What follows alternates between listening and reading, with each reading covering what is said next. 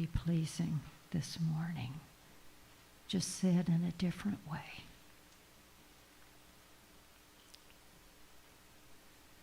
How do we find truth?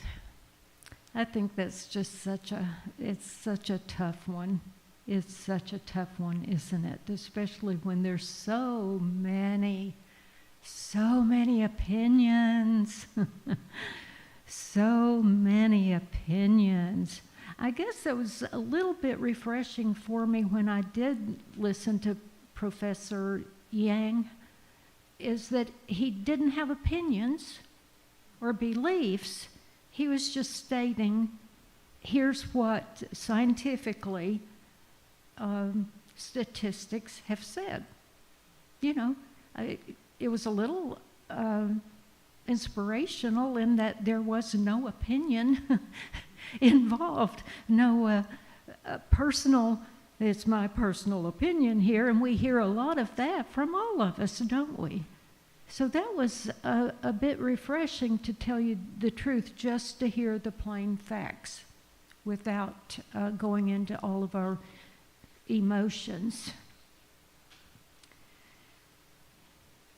So how do we find truth when there's so much out there? And I know we've talked a lot the last few months about how do we find clarity, how do we wipe that lens clean and see with the eyes of God, how do we stand back and see with the eyes of God. And watching that video did help me a little bit, because it did show me what you can do if you're looking at this without the emotion behind it. And you're just looking at it. So you're standing from far, far off, and you're looking at this planet Earth. And you're saying, wow, this started back in ancient Greece, maybe, when they started overtaking all these other countries because they wanted, when you really look at what's involved with there was no emotion involved in it, you can start seeing from a different perspective, and I kind of appreciated that. And then that's why I told you that I was making a different prediction, though, because I believe human nature can change. Do you? You think human nature can change? I think it can. Joan believes it can. She's in contact regularly with her higher power and spirits, and we all are. And maybe I should have asked her at this point how she relaxes herself to find truth and to journal, but I bet she would tell me this, and we're going to talk about it in a few minutes with some of the practicalities. How do I find wisdom? And the first thing you have to do, how do I find divine wisdom and divine intelligence, and not just here in opinions and human consciousness, but what is divine? How can I find that? And the first thing you have to do is you've got to cut out the noise. First thing you've got to do. If you're on your phone, if the news comes up, you see the headlines, you don't like them, turn it off. That doesn't mean that you're ignoring it or not paying attention or that you don't care. It just means that you are going to add your piece to the world, okay? And the sooner you can stop the noise and go in and hear the voice of God. Some of us hear it differently. It may come from a different spirit, whatever you want to call it. I keep it simple and just say, God. It may come from your Christ consciousness, your higher self, wherever it comes from. You will know when you're hearing a higher voice. Sometimes I'll practice that while I'm walking, and the entire time I'm walking, I'm asking for higher guidance. Show me what is mine to do. Show me my next step. Show me in whatever way. If I'm being particularly obtuse, I'll say, don't give me a little sign. I want a big sign, okay? I'm feeling sort of obtuse today. Now, make it clear. Make it a real big neon sign that I can't miss. I almost got myself involved in some extended family drama this week, and of course I care and I love everybody concerned. And had a couple of conversations. This is not my family, it's a way extended family issue. But I had gotten involved because I've been known to help people mediate issues because I can usually find a balance. I can find a place in between the argument and try to come back to some sort of balance here. Because when you go to extremes and you start accusing the other, the next thing you know, you're speaking from anger. And so to negotiate, you've got to come to a place of peace if you want to be able to talk peacefully with each other. And so that's why I was involved a bit this week, and then did what I could, sent love to everybody, and then just sort of excused myself from the situation because I saw it wasn't mine. This is not mine to resolve. This is someone else's. And so I think one of the first things we need to do is mind our own business. Stay in our lane. And even sometimes someone will try to involve you in their business, and then that's the time more than ever to go in, like we were talking about, set everything else aside. I don't care where it is. It might be in your car. It might be sitting in the parking lot at McDonald's. I don't know. It doesn't have to be a sacred space. It just needs to be quiet, where you can find your inner voice. I can hear mine better when I'm out in the outdoors and I'm walking. I can hear the voice speaking to me more. It may be through the wind, through the water, whatever it was. You were singing there those lyrics in the water. Speak through me, speak to me. But whatever way you can find to get away from the distractions and the noise and the what ifs, what might happen next, who's at fault, who's going to step in here and save us, all that chaos and drama. And that's what it is. And that's what you have to step away from. I read a book a few years ago by a woman named Christine Baldwin, and it's titled The Seven Whispers. And she spoke about going at the pace of guidance. So I'm going to talk just a moment about what she suggested. And all of us, of course, at some point, we ask, how will I know? How will I know truth? How will I know the next right step? How will I know if what I'm hearing is spirit or ego? How will I know? I think that's the biggest question maybe we'll ever ask, isn't it?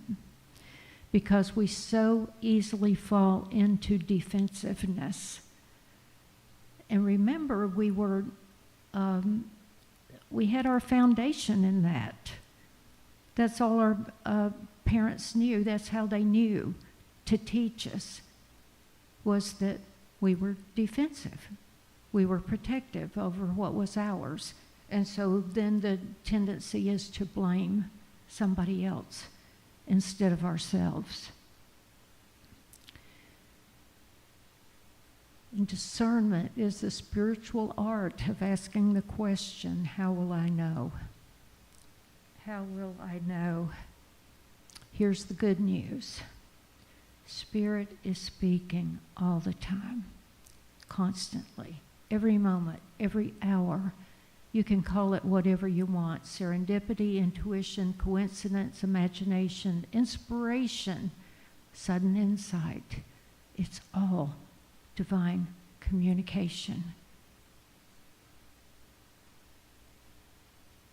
And the challenge is that Spirit isn't silent. The challenge is that we're often moving too fast to hear it. Can you relate to that? You may even be thinking that right now. You may be thinking, I got to get home so I can work on those taxes. You cut that out, Glenn. Now you pay attention. We see those taxes already done with very little effort, okay? Very little effort, already done. So you may be doing that right now. You're thinking of your next challenge already. Come back here and let's be still and listen.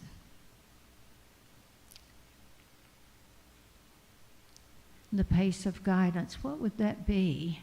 It's the condition for discernment. Speed, that's like someone running through an airport, shouting into a cell phone. Do you have that image? You have that image, right? You have that image. Going at pace, it's like walking around the block with a 3-year-old, noticing everything they notice. When Shelby was about 2 years old, she and her family, Andy wasn't born yet, but Shelby was a little toddler, and I would go, when they were born, they lived in, and Sherry and Al taught in the Cypress Fairbanks district in Houston. That's where they taught there for 10 years. I would go whenever I could to help with Shelby. Because not to help with Shelby, I wanted to go hold her. I wanted to go love her. My first grandchild, my heart became about that big, and it was already pretty big. But this reminded me when I read this in the book, like walking around the block with the 3-year-old, noticing everything they notice. I would push her in the stroller while her parents were working. We'd go to the park, we'd go all over the place. And at that time, I had a leaf book. And I would stop at every tree, and I'd look at the leaf. And if I couldn't identify the tree, I'd look until I could finally identify that leaf. And she didn't talk much. She's a person of very few words, if you've ever noticed. She was then. Very few words. She finally said, "Grandma, book pocket." And that what she was saying to me was just what I was talking about. We're walking around the block here. We're enjoying the wildlife. We're enjoying the birds, the trees, and everything going on. And you keep stopping every few seconds looking in that silly book. Put the book in your pocket. She taught me a lesson right then, and I listened to her. Thank you, Shelby. She still gives me good advice, even though she's 25. Okay, here's something really important, and we know this to be true. Speed cancels guidance. Pace creates the condition for discernment. If you're going too fast, you are not going to hear your guidance. You're just not. You're not going to hear it. If you're worried about what you're going to do next, your travel plans, your whatever is going on, you're not going to hear guidance. You need to clear all that out. Take some quiet time. Sit quietly alone. Sit with a journal. Whatever it is you need to know. And ask Spirit, what would you advise me to do here? What would be the advice? It's really that simple. Really that simple. And we do know that the universe has a plan for us, and whatever that plan is whatever is the highest good. And we know that through our lives we make a lot of choices. And at that moment, that choice probably wasn't the highest choice, but we learned from it, didn't we? We learned from that. And so once we change our goal to make it through life as peacefully as we can, we change a lot of things, and a lot of those challenges will disappear, a lot of those lessons, because we'll say, I could see peace instead of this to every situation, and we'll ask for guidance from God. And it will come. Sometimes it will come with a word, and we won't even know what that word means at that moment. But we will later. But you're holding yourself back if you're moving too fast. Ego versus guidance. How does that work? Within each of us is our internal guidance system. The still, small voice. But there's still the voice of ego to overcome, isn't there? It's loud, it's urgent, it's rooted in fear, lack, limitation, and our past conditioning, perhaps blaming, righteousness. We want to be right. We want to prove that we're right. We want to continue proving we're right. And it reinforces separation. And we know what that looks like. We know what that feels like. We experience ego every day, each and every one of us. Hey, yes, ma'am. The ego? Oh, okay. She says the ego tells us how great we are. That's nice. Okay. Guidance. It's quiet. It's peaceful. It's rooted in love. And it carries a deep, calm certainty.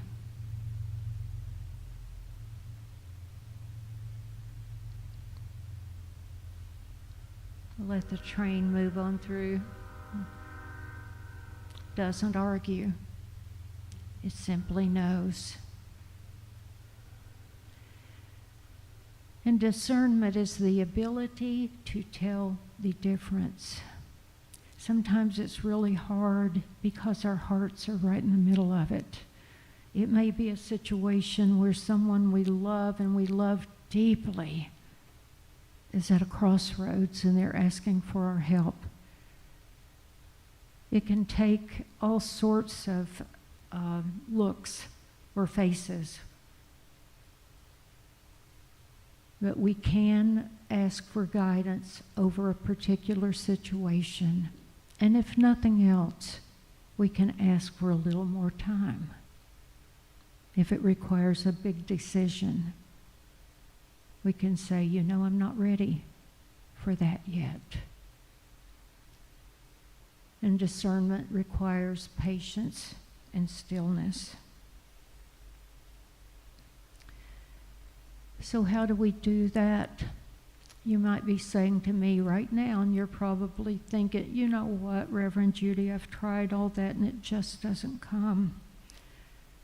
And here's the part that's the harder part. It takes a lot of practice. It takes dedication. It takes a commitment. It's probably not going to come overnight, but it will come in bits and pieces so that you will know that you know that you know. It gives a certain confidence that can help you go through any situation you need to move through. And some of them are excruciating. It may be the pain or the illness of our child, someone closest to us, and it may be so hard for us to discern what is the right thing to do here. Someone may be trying to decide what treatment to go through, right now for their cancer, for their other illness, disability. I would just urge you, spend the time that you need to have a prayer vigil. Set a day aside and decide, I'm doing nothing else today, but I'm going to stay inside in the inner silence, and I'm going to listen for the voice. If you do that long enough, and if you've been in constant pain long enough, and you've prayed and prayed that the pain would go away, sit with it, sit with it, sit with it. And at some point you will feel the bottom fall out. You may even feel that you've fallen through this painful situation and have found peace. It will come. It will come. But it takes time and commitment. Spend time alone without distractions. Quiet time teaches us to listen. It hones our awareness. It slows the mind enough for truth to come in. Pray to see things differently. You can say, I'm willing. I got a sliver of willingness right here, just a sliver, tiny, tiny. Maybe I'm going to say I'm willing to be willing. If the situation is difficult enough, I am not going to see this person with the eyes of God. I refuse to see it. Okay, God, I'm willing to be willing. It's what I can do right now. Got a tiny sliver of willingness. Next thing you know, your heart will open up a bit, and you'll be willing to change your thought and to send love and prayer and peace. So in the quiet time, it teaches us to listen. It hones our awareness. It slows the mind enough for truth to rise. We can use tools. We can research. We can look at the pros and cons. We can make lists. We can get advice from others. Even a coin toss, if that's what you want to do. But ultimately, the inner voice must confirm.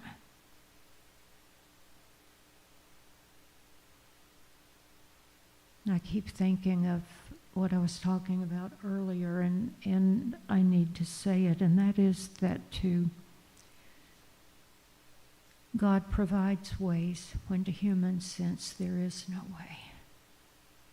What does that mean based on what I said earlier with the scientific predictions and using history as a predictor here? If we all turn to God and to love enough, God provides ways when to human sense there is no way. We can find the guidance we're looking for, but it's going to take time. You need to be dedicated and committed to go within, do it every day, make it your deepest and strongest practice. I hope you'll do that this week, and I, as always, thank you for being here, and thank you for your time.